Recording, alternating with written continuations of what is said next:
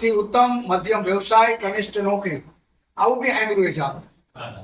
ખેતી સૌથી ઉત્તમ વ્યવસાય છે, કનિષ્ઠ નોકરી, નોકરી આવતી છે. પણ વાસ્તવિકતામાં જોઈએ તો ખેતી તો કોઈને કરવી નથી, અને ખેતી કરતા હોય 25-50 વીઘા જમીન હોય તો એ દીકરાને કોઈ દીકરી નથી. 5-10 હજારની નોકરી કરતા હોય, 10-15 હજારના સુરતના હીરા ગણતા હોય તો એના લગ્ન થઈ જાય. પણ 20 વીઘાની ખેતી હોય તો એના છોકરાને લગ્ન ન થાય. આવું કેમ? અને આવું ને આવું હાલશે તો આનું પરિણામ શું આવશે? ખેડૂતને ત્યાં દીકરાના લગ્ન ન થાય એનો મતલબ એના પછી ખેડૂત જ પેદા નહીં થાય. ખેડૂત જો પેદા નહીં થાય તો આ બધાને ખાવા ક્યાંથી રહે? કે મશીનમાં તો નથી બનવાનું. સિંગા, ઘઉં, મગફળી આ બધું તો જમીનમાંથી જ આવશે. આ વિચાર મને છે ને સતત મુંબઈમાં આવતો. હું મારા ઘરવાળા અમે વિચારીએ કે આપણે છે ને આ પ્રશ્નનું સમાધાન ગોતવું છે. આનો રસ્તો શું છે? શા માટે આવું થાય છે? ખરેખર ખેતીમાં કાંઈ નથી એટલા માટે બધા ભાગે છે?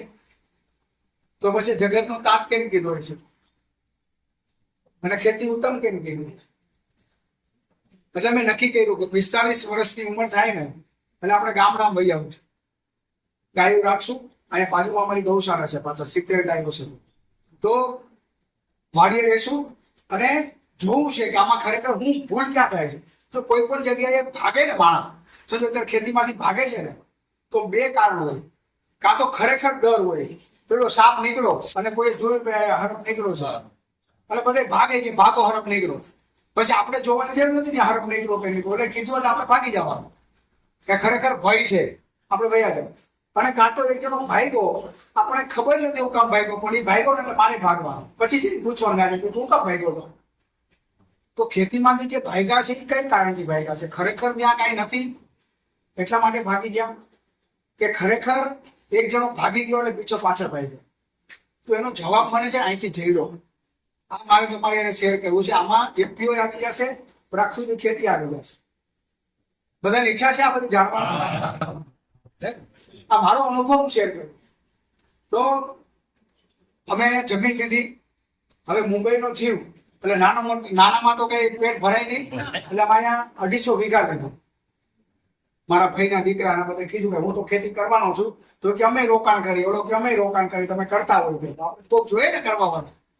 અહીંયા પાછળ એક શેઢે હવા 200 વીઘા છે. ડ્રીપ ઇરિગેશન 6 એકરના પ્લોટ કર્યા છે. આ રીતના બધું ડેવલપિંગ કર્યું, ચાલુ કર્યું, અને વાડી ઉપર જ રહેવાનું કર્યું. 6 મહિના તો લાઇટિંગ નહોતું વાડી. એવું નક્કી કર્યું કે વાડીએ જેવું છે આપણને ખબર પડે.